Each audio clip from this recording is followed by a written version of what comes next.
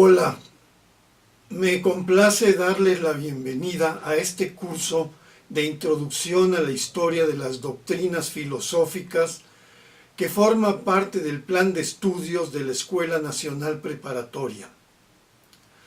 Primeramente, quiero hacer algunas aclaraciones. En primer lugar, quiero señalar que esta materia, cuando los alumnos se inscriben a ella, sus temas les son completamente desconocidos por lo general. En este sentido, quiero hacer un señalamiento. Por ejemplo, cuando un alumno tiene en su tira de materias la materia de matemáticas y llega al salón para cursarla, y si el maestro comienza a dar una explicación sobre la Revolución Mexicana o sobre las culturas precolombinas o sobre la historia de Egipto, inmediatamente se da cuenta que esa no es una clase de matemáticas.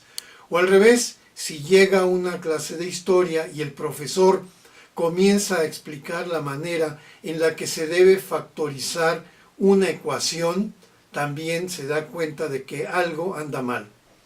Bien, en cambio, en las materias del Colegio de Filosofía, como son lógica, ética e historia de las doctrinas filosóficas, el alumno generalmente no conoce los temas que ahí se van a tratar. Entonces hay que hacer una aclaración. En primer lugar, no se puede definir la filosofía por los temas que trata, porque si nosotros revisamos la historia de esta materia, podemos ver cómo en Grecia, Platón y Aristóteles centraban su atención en el problema de si la realidad era material o ideal. En la Edad Media, Santo Tomás y San Agustín reflexionan sobre la existencia de Dios. En el Renacimiento, los filósofos de esta época tratan en sus filosofías el problema de cómo conocer el mundo. Ya en el mundo moderno podemos ver cómo Hegel reflexiona en torno al desarrollo de la historia. Marx, por otra parte, dedica su atención a explicar el papel que tiene la economía en el desarrollo de los procesos históricos. Foucault reflexiona sobre la sexualidad. Jean-Paul Sartre lo hace sobre la existencia del ser humano. Georges Bataille nos habla sobre el erotismo. Entonces, ¿qué pasa cuando vemos que en cada época y cada filósofo maneja un tema diferente en su reflexión filosófica? Entonces podemos nosotros concluir que la filosofía no podemos nosotros definirla por el tema que va a tratar. Entonces, lo que tenemos que hacer es abordar la definición de la filosofía a partir de la siguiente explicación. La filosofía ordena los conocimientos y las prácticas de la sociedad. Entonces, tenemos que comenzar por esto. La filosofía ordena los conocimientos y las prácticas de la sociedad.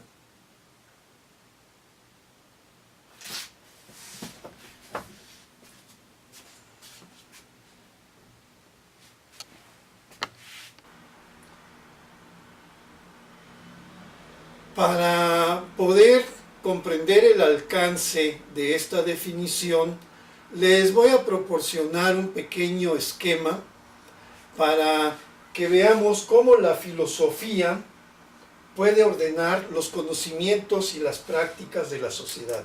En este triángulo vamos a poner aquí en la cima lo que es la filosofía. Ponemos aquí entonces filosofía. Y en la parte de abajo vamos a poner las prácticas sociales. ¿Sí? ¿Qué es una práctica social? Una práctica social son las actividades que realizamos de manera cotidiana todos los individuos. Por ejemplo, en este momento estamos en una clase virtual. Entonces, ustedes están frente a su computadora y yo estoy aquí frente a una cámara.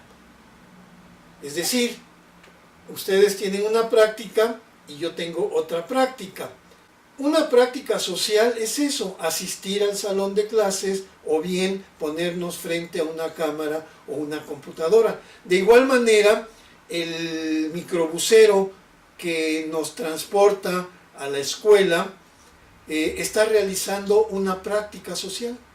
La señora de la tiendita que nos vende algo que vamos a comprar está realizando una práctica social. La cajera en el supermercado. Entonces, todas estas actividades son lo que conocemos como prácticas sociales.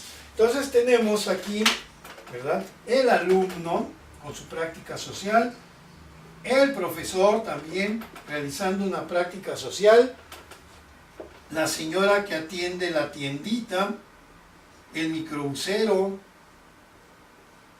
el zapatero, ¿sí?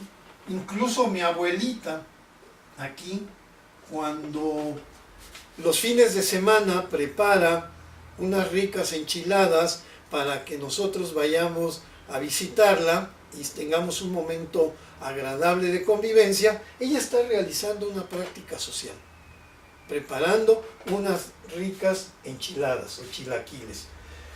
Entonces, estas son las prácticas sociales. Aquí habría que preguntarnos, a ver, ¿cómo es posible que una filosofía que se produce en la época actual en centros de investigación y que se reproduce fundamentalmente con libros, revistas y videos que difícilmente están al acceso de el microbusero, incluso de los alumnos, de mi abuelita? ¿Cómo es posible que esos discursos que se producen de una manera muy especializada puedan estar determinando las prácticas y los conocimientos de la sociedad? Bueno, esto no se da de manera directa. Entonces tenemos aquí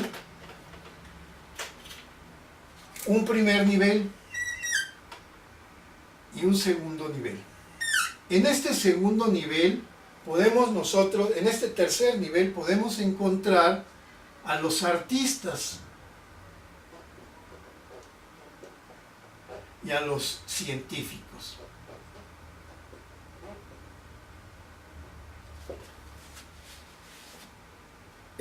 Serían ellos los que de primera mano tienen acceso a los discursos filosóficos. ¿Sí? Yo no he visto, yo creo que nadie ha visto, que al subirnos a un micro, ¿verdad?, veamos que dice en este transporte: todo lo real es racional, Hegel. O que diga: solo sé que no sé nada, Sócrates. Y que aquí, ¿no?, traiga el microbusero los diálogos de Platón. Ellos leen otras cosas, ¿no? Igual los microbuseros, los que atienden en la tienda, el zapatero, mi abuelita, no tienen acceso directo a estos discursos filosóficos. Entonces, ¿cómo llega hasta aquí? Bueno, pues la filosofía, en un primer lugar, se va a expresar como una ideología. Es decir, una visión del mundo muy complicada, ¿sí? Cuando yo leo filosofía, o cuando alguien lee filosofía, está también recibiendo una ideología. Y aquí cabría entonces hacer un señalamiento. La ideología es una serie de ideas, pensamientos, conocimientos imágenes, sensaciones, emociones que nos permiten comportarnos de acuerdo a la economía de la sociedad. Entonces tenemos aquí dos definiciones más que agregamos a la primera definición que dimos de filosofía y a la segunda correspondiente a la de prácticas sociales. Estamos explicando ahora qué es la ideología y qué es la economía, porque la definición de ideología implica qué es la economía.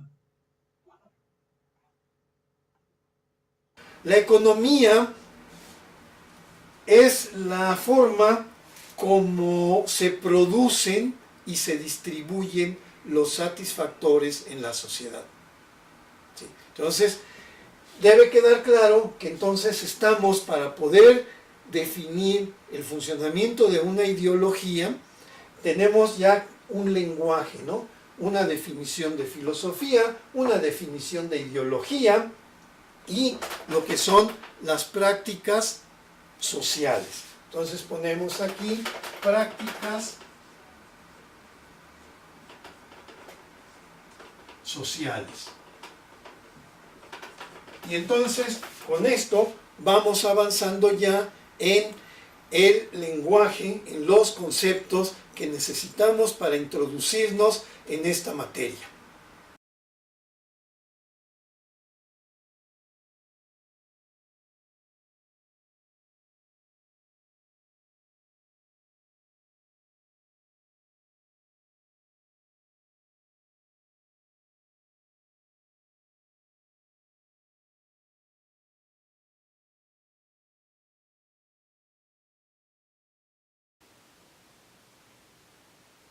Bien, ahora que hemos aclarado cuál es la función de la filosofía y hemos definido lo que es la ideología y las prácticas sociales, cabe aclarar lo siguiente. ¿Cómo es posible que la ideología determine las prácticas y los conocimientos de una sociedad? Esto lo podemos explicar de la siguiente manera. Dijimos que la ideología es una serie de ideas, pensamientos, conocimientos, imágenes, sensaciones y emociones que nos permiten comportarnos de acuerdo a las necesidades de la economía. Pues bien, si nosotros analizamos las prácticas que cotidianamente estamos realizando en la sociedad, vemos que todas, o por lo menos la gran mayoría, tienen una determinación económica.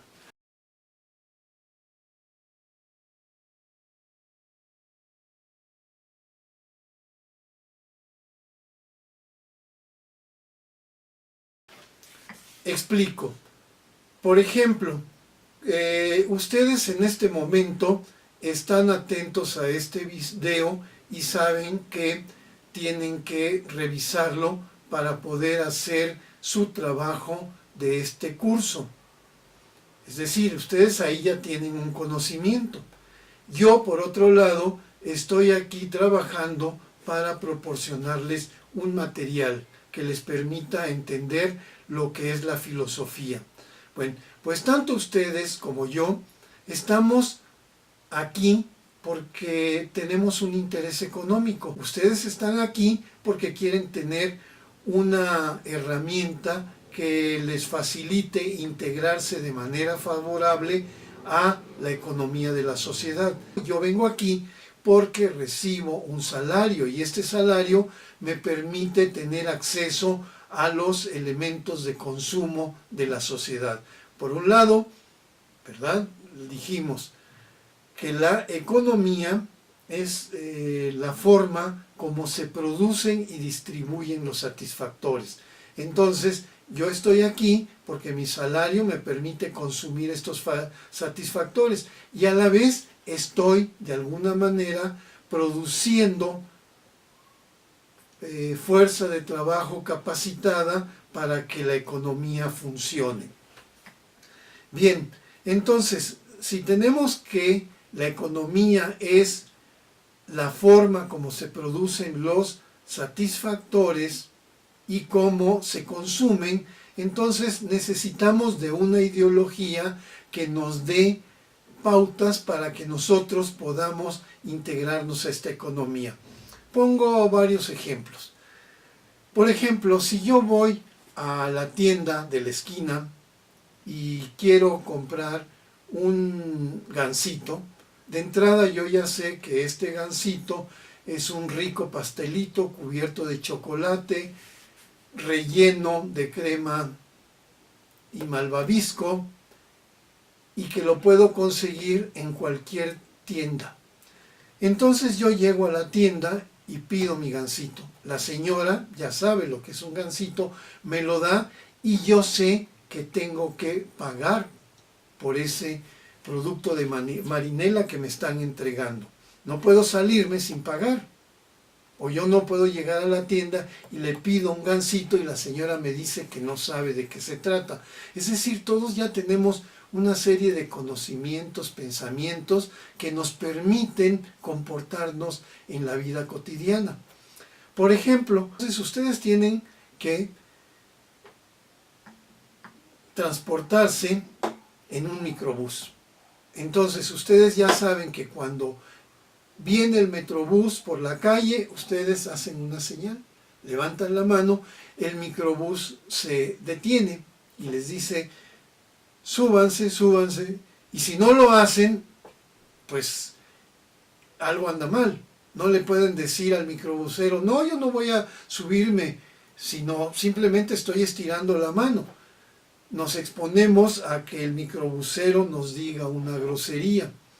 De igual manera, ya en el salón de clases hay toda una serie de normas y comportamientos que debemos respetar. Por ejemplo, si uno de ustedes llega al salón y se sienta en el lugar que escogió, el que más le agrada, y luego llega otro alumno y les dice, ¿sabes qué? Levántate porque ese es mi lugar. Ustedes inmediatamente van a decir, no, pues ¿sabes qué? Yo llegué primero.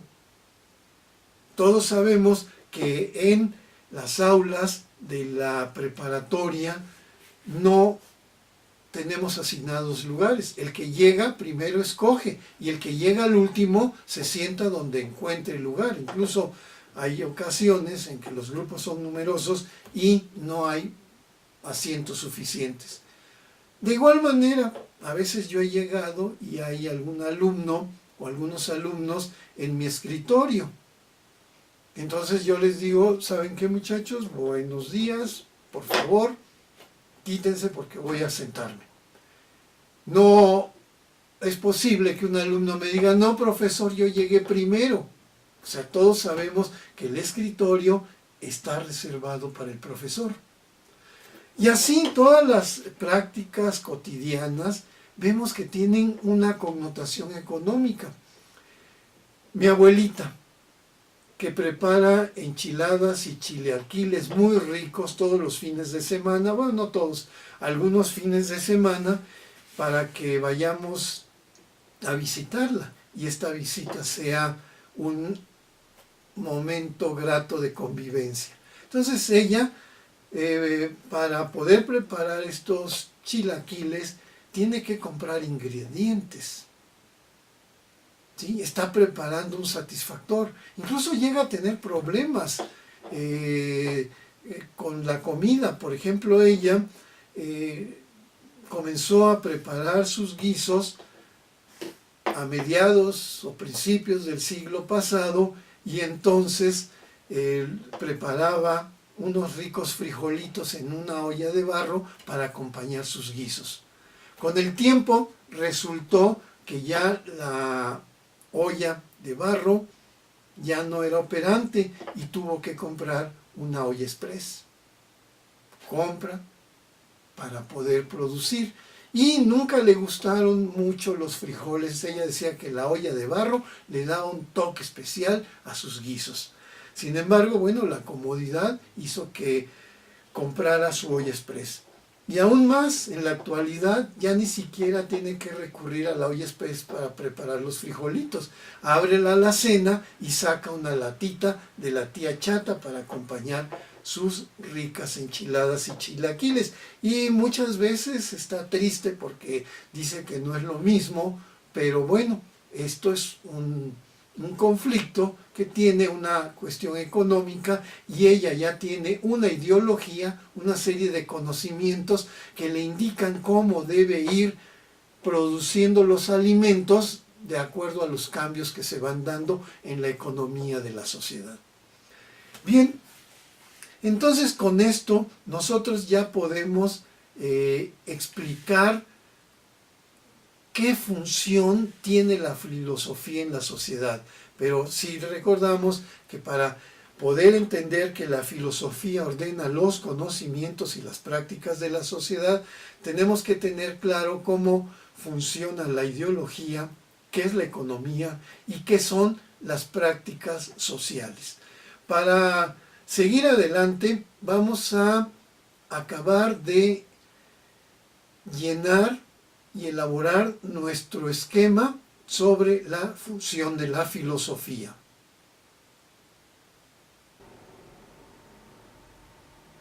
Muy bien, ahora que ya hemos definido lo que es la ideología y la economía y hemos dado algunos pequeños ejemplos sobre el tema, podemos explicarnos cómo es que la filosofía, que está escrita en textos que muy pocas personas leen, puede llegar a la totalidad de la sociedad. Hemos estado viendo que la filosofía, para poder cumplir con su función social, requiere de una serie de mediaciones. Dijimos que la filosofía se expresa como ideología y esa ideología llega primeramente al terreno del arte y de la ciencia. Entonces, los artistas y los científicos van a tener una producción que tampoco va a llegar de manera directa a las grandes capas de la sociedad, pero resulta que estas prácticas científicas y artísticas sí alcanzan lo que es la estructura de la sociedad. La sociedad está conformada entonces por estructuras como la familia, los medios de comunicación, la iglesia, los partidos políticos. En este esquema no cabe el nombre que le hemos dado a estas estructuras sociales y nada más voy a poner una inicial y ya después daremos una lista completa. Entonces tenemos por un lado la familia, los medios de comunicación, la iglesia, los partidos políticos, los centros culturales, los centros deportivos y la unidad habitacional.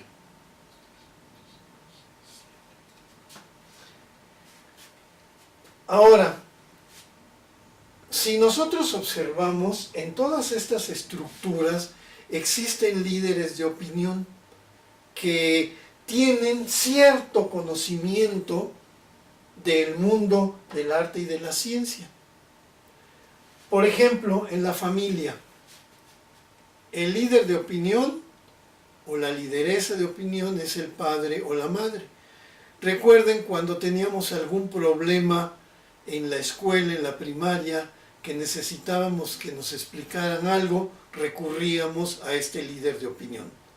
Oye papá, no entiendo por qué 4 más 3 son 7. Entonces el padre nos pone 4 manzanas y 3 peras. Y nos dice, cuenta las manzanas. 1, 2, 3, 4. Ahora cuenta las peras. 1, 2, 3. Ahora cuenta todas las frutas que hay. 1, 2, 3, 4, 5, 6, 7. ¡Ah! ¡Qué inteligente es mi papá! Mi papá es un genio, es científico. ¿sí? No es que sea científico, pero tiene elementos de las matemáticas. Y lo mismo ocurre con los medios de comunicación. Patti Chapoy, Ciro Gómez Leiva,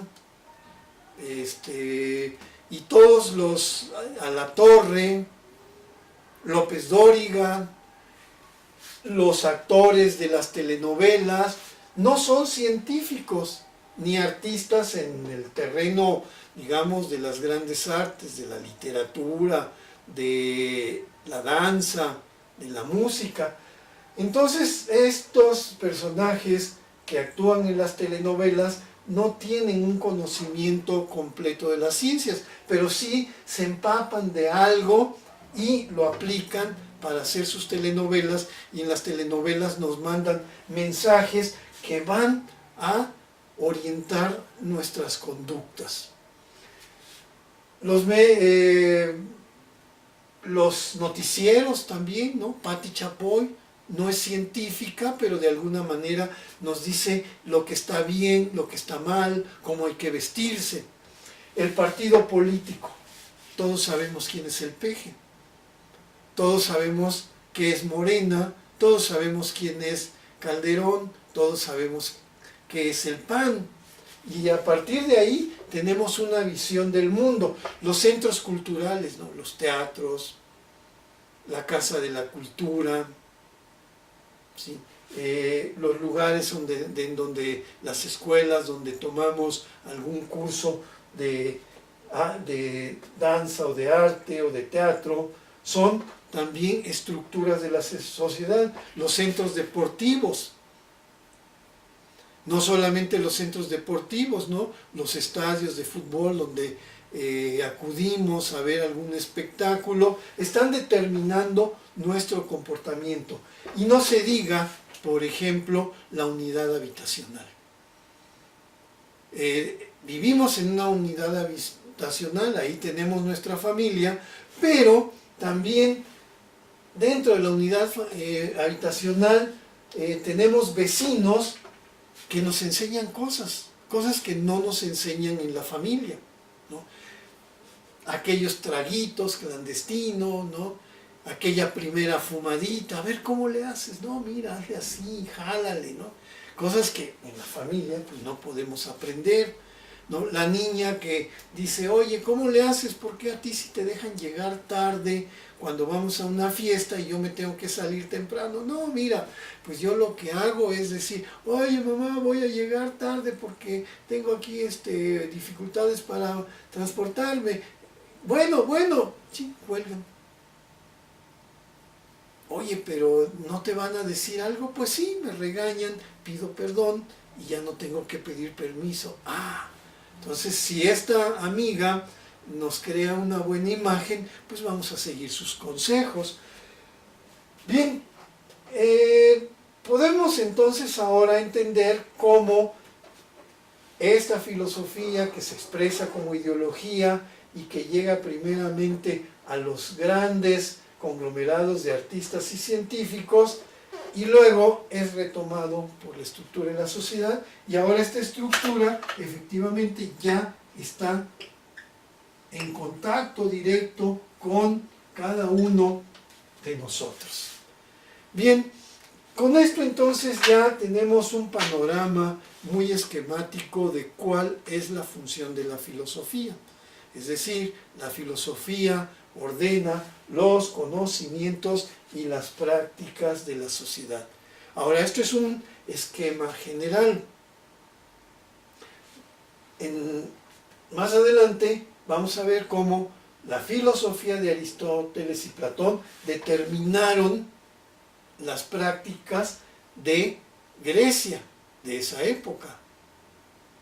Vamos a ver cómo Santo Tomás y San Agustín determinaron el comportamiento de los individuos en la Edad Media. Y vamos a ver cómo en la actualidad, en el mundo moderno, pues también esto está sucediendo, y ya lo vamos a ver con filosofías concretas y con momentos históricos concretos.